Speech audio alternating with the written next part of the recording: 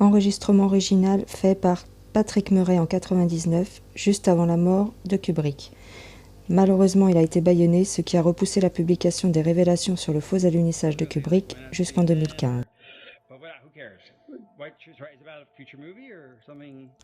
Ok, on s'en fout. C'est à propos d'un film que vous auriez fait? Non, non, ça n'a rien à voir avec un film que j'aurais fait dans le passé. C'est un genre de confession, quelque chose comme ça. Ah, ok, on vous a... ça a été un truc qu'on vous a fait? Ou une saloperie que vous avez fermé les yeux? Non, c'est à propos d'un film que j'ai fait que personne n'est au courant. Elle n'a même pas l'idée que c'est moi qui l'ai fait. Ok, ok, je vais voir si je comprends bien. C'est un film que vous auriez fait et personne ne connaît. Personne ne sait. Ok. Vous avez mis votre nom dessus? Je veux dire, à la fin, un générique? Non, non, non, il n'y avait aucun nom dessus. Non, non, j'y avais pas de nom. Pourquoi? Pourquoi ne pas mettre un générique? Parce que c'est quelque chose qu'on ne peut pas signer, en fait.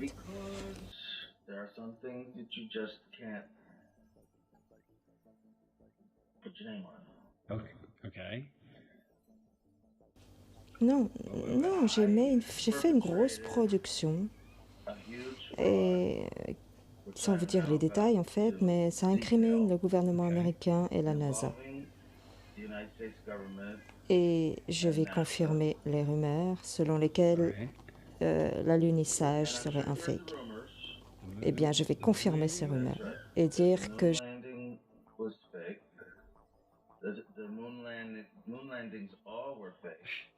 j'ai été celui qui a fait ça.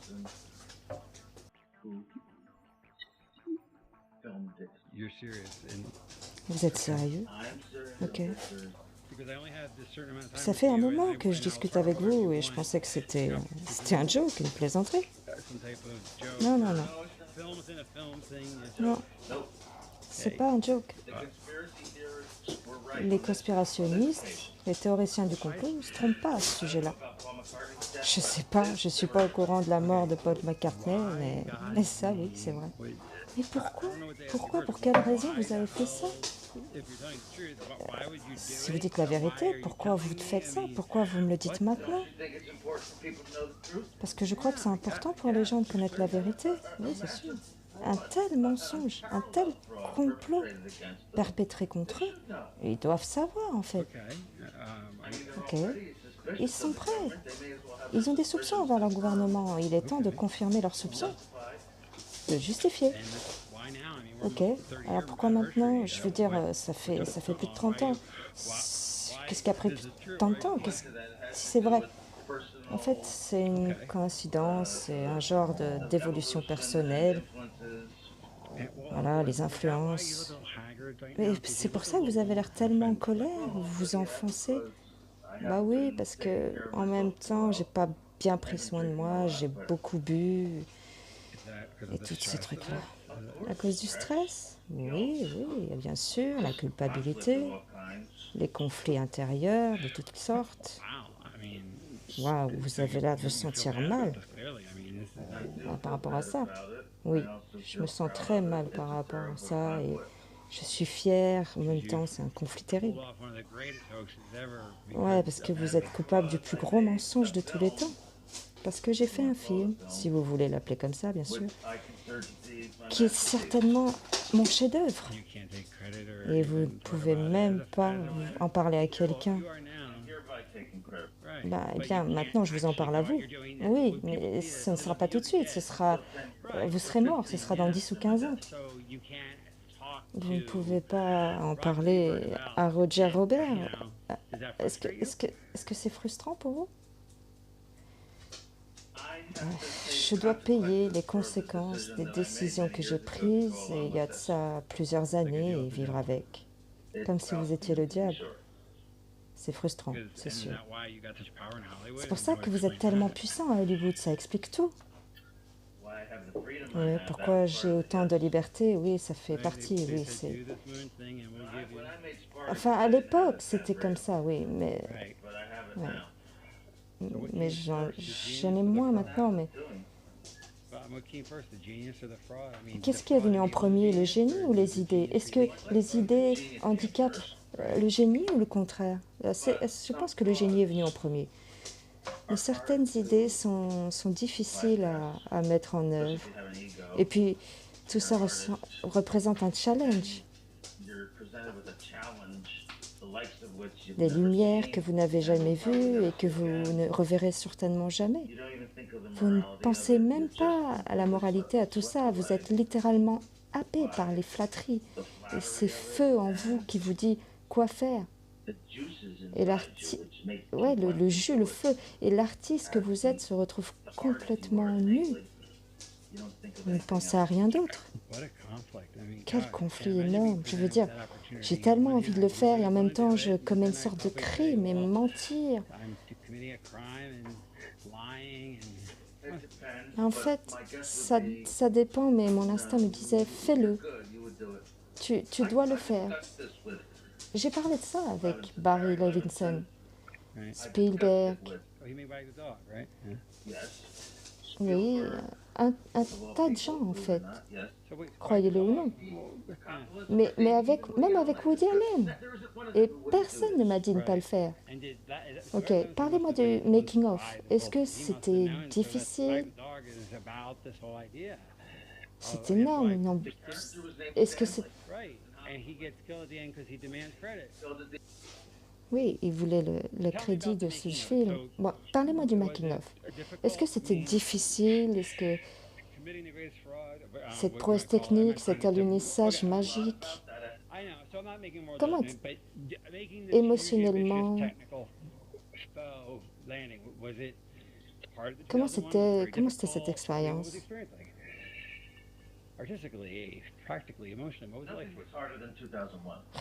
Rien qui ne soit plus dur que 2001, l'Odyssée de l'espace. Ça vous a aidé pour 2001? Oui, 2001 était très ambitieux. Je ne veux pas dire que faire une fausse lune ne l'était pas, mais oui, en fait, je ne pense...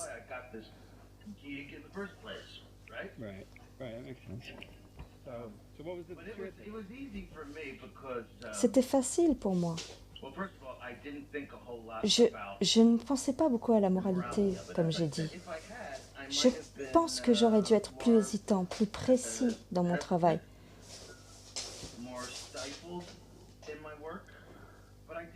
Mais j'ai pas pu. Et j'ai remarqué que Neil l'était par contre. Oui, il était parce que... Oui, il savait que tout allait tourner autour de lui. C'était lui qui était supposé descendre du module et annoncer un pas pour l'humanité, etc. Il disait que cette expérience serait un tournant dans sa vie et impliquerait de gros changements, des changements majeurs. En fait, il a été bouleversé par ça, tout le reste de sa vie. Vraiment, dans les interviews, tout ça. Et en fait, ça a commencé à changer ma vision des choses quand j'ai vu comment ça l'affectait lui. Ah oui, il était déprimé, oui.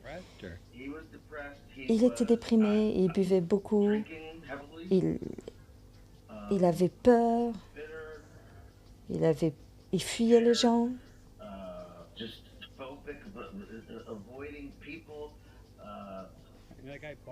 Comme quand il a couru et qu'il ne voulait pas jouer sur la Bible.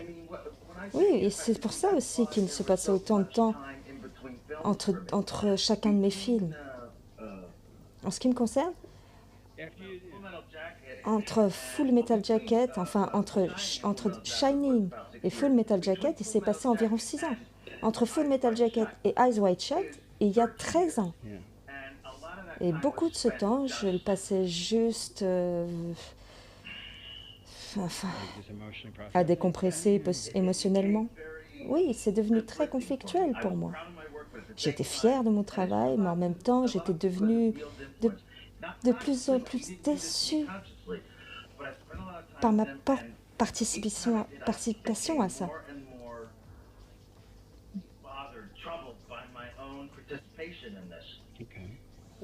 Ok. Il a dit que les Russes, vous savez, ils pleuraient. Oui, c'était des larmes de crocodile, ils pleuraient pas. Je l'ai jamais vu pleurer. Mais il le fait souvent semblant. Il faisait souvent semblant. C'est lui qui a proposé l'idée. Il avait tellement l'habitude. La, la NASA ne s'était pas senti si coupable que ça. Alors pourquoi s'est-il senti autant coupable? Peut-être parce qu'il avait dit qu'il serait prêt dans 3 ans et qu'il pourrait réellement aller sur la Lune. On le fait et on verra bien par la suite.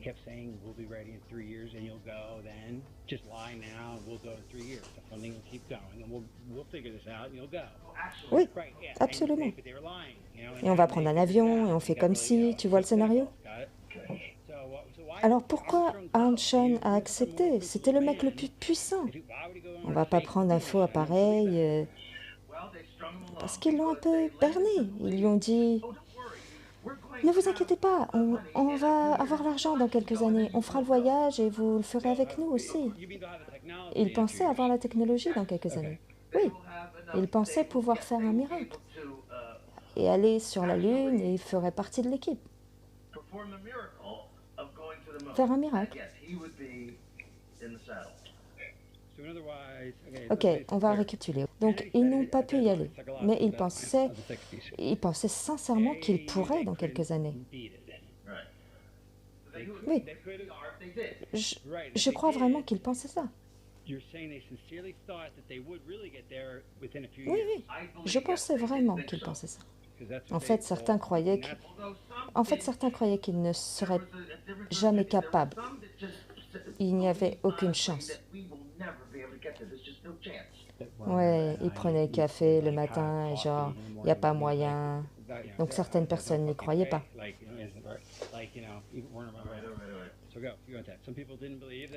Ouais, Werner von Braun, bien sûr, cet homme était beaucoup trop intelligent. Il savait qu'on ne pourrait pas. Il pensait que 2 gars comme ça, sortis de nulle part, n'avaient aucune chance d'approcher la Lune, c'est ça? Et il ne leur a jamais dit.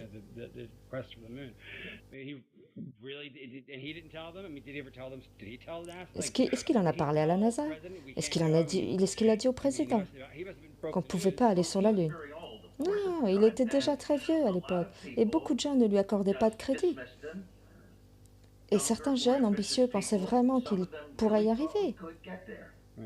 Jusque-là, ils pouvaient croire, ils voulaient y croire. Peut-être que leur fort intérieur, ils savaient qu'ils n'y arriveraient pas. Mais ils voulaient quand même y croire parce qu'ils étaient tellement bourrés d'orgueil. Oui, parce que c'était pour le rêve, en fait. Oui, le rêve était très puissant. Et c'est pour ça que ce gars, Archer, qui était très honnête et ne voulait pas contribuer au mensonge, mais il savait que s'il jouait le jeu, il pourrait participer au vrai voyage. Oui, il était trop bien pour ce genre de choses.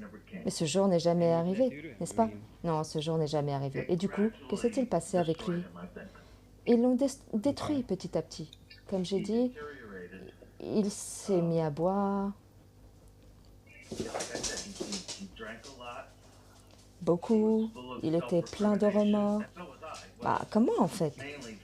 Sa culpabilité m'a affecté en réalité. Ok. Et il avait promis qu'il en parlerait avant sa mort. Mais c'est tellement énorme. Je l'aurais fait avant que lui meure. Ok. La dernière conversation que vous avez eue il y a de ça 3 mois, il a dit que peut-être il écrirait une lettre, d'accord, un genre de confession, qu'il donnerait à sa femme. Il vous a dit, tu es le gars médiatisé, peut-être que c'est à toi qui devrait le faire, peut-être que c'est à toi de dire la vérité. Il a toujours voulu dire la vérité, mais il ne pouvait pas car il avait toujours été un employé du gouvernement. Et il avait énormément de pression. Mais que vous étiez millionnaire et que vous n'aviez pas besoin du gouvernement pour vivre, n'est-ce pas? Bah, en fait, vous ne le faites pas maintenant. Vous voyez, ça va être révélé dans 15 ans. C'est pour ça que vous ne convoquez pas la presse, etc. Parce que, quelque part, vous voulez respecter sa volonté. Mais vous n'êtes pas prêt pour les révéler tout de suite. Pourquoi? Ah oui? Parce que vous serez mort et votre famille, de cette façon, ne risque pas de représailles. Votre femme sera morte et ce sera fini. Vous voulez prendre de la distance pour que quand la vérité sera révélée, c'est tout. C'est pourquoi vous m'avez contacté, pour réaliser ce film. Voilà, blablabla. Ok. On, on ne peut avoir... Ok, on ne peut avoir que de la compassion pour vous, de vouloir faire ce genre de confession.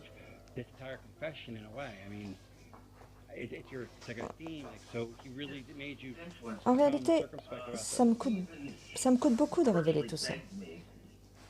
Lui ne pouvait pas, mais moi, en gros, je n'ai rien à perdre. J'ai une solide réputation en tant que réalisateur.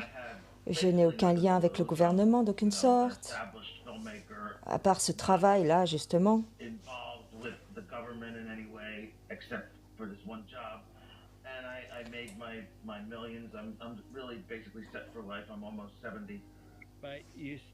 Est-ce que vous avez subi des pressions à cause de ce secret, ou des railleries des autres personnes du cinéma avec, qui ont participé à ça? Oui, Garbo, Howard Hughes et à un certain niveau Neil aussi. Oui, oui, en fait, le gouvernement vous menaçait de vous éliminer si vous parliez. Je veux dire, c'était top secret. Bah, on le savait, hein, même si on ne le disait pas. Bon, mais David vous l'a dit, j'imagine.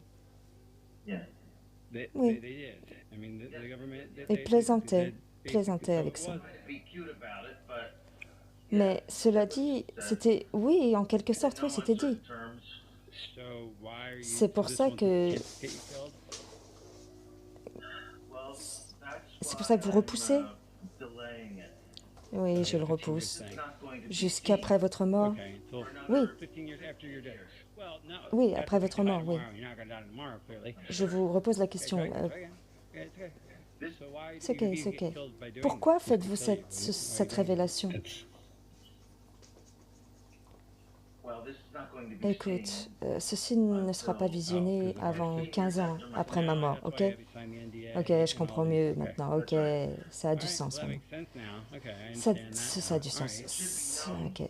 Ça devait être révélé, mais je dois jouer la sécurité pour ma famille.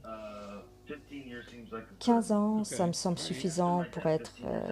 c'est un bon délai, 15 ans après ma mort. Ok, revenons un peu en arrière. Vous faites cet enregistrement pour soulager Neil Armstrong, et vous, par la même occasion. Oui, plus ou moins quelquefois, il suffit juste d'un catalyseur, vous savez. Intérieurement, vous savez ce qui est juste ou pas. Je veux dire, ça m'a pris des années afin de savoir si je faisais le bon choix ou en mon âme et conscience. Quelquefois, au long des années, tu ne reconnais même pas les différentes tentations parce que tu es tellement emporté par ton propre ego.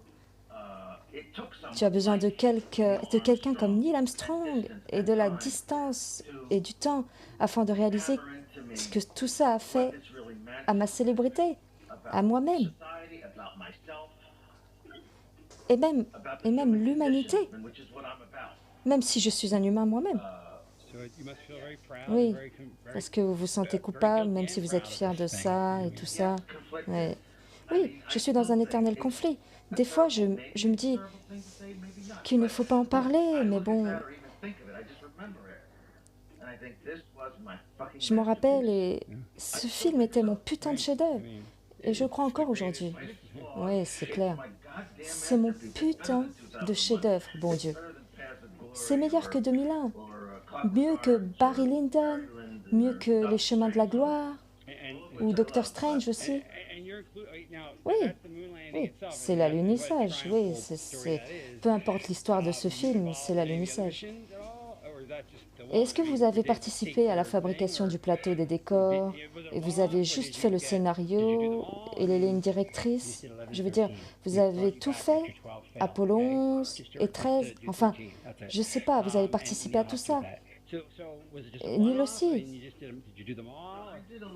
Et vous avez tout fait? Eh bien oui, j'ai fait le 11 et le 13, mais pas le 12. Alors pourquoi le 13? Pourquoi le 13 a été un échec? Eh bien, ils m'ont rappelé quand le 12 s'est craché. Comment le 12 s'est craché? Je veux dire les personnages, tout ça. Comment il est tombé? Pourquoi le 12 est tombé? Personne ne regarde de toute façon, personne ne l'a vu, on s'en fout. Faut me le dire maintenant. Ok, je suis désolée. Alors, vous avez fait le 11 et le 13, mais... Parce que Apollo 12 a été un désastre. Je veux dire, les gens s'en foutaient pas mal. Les gens s'en foutaient. C'est pour ça qu'ils ont fait un golf là-bas. Je veux dire, là-bas, ils peuvent même organiser des courses de chevaux. Tout le monde s'en fout. Mais bon, un terrain de golf sur la Lune... T'imagines un terrain de golf sur la Lune? C'était pas mon idée. J'étais pas OK pour ça, OK?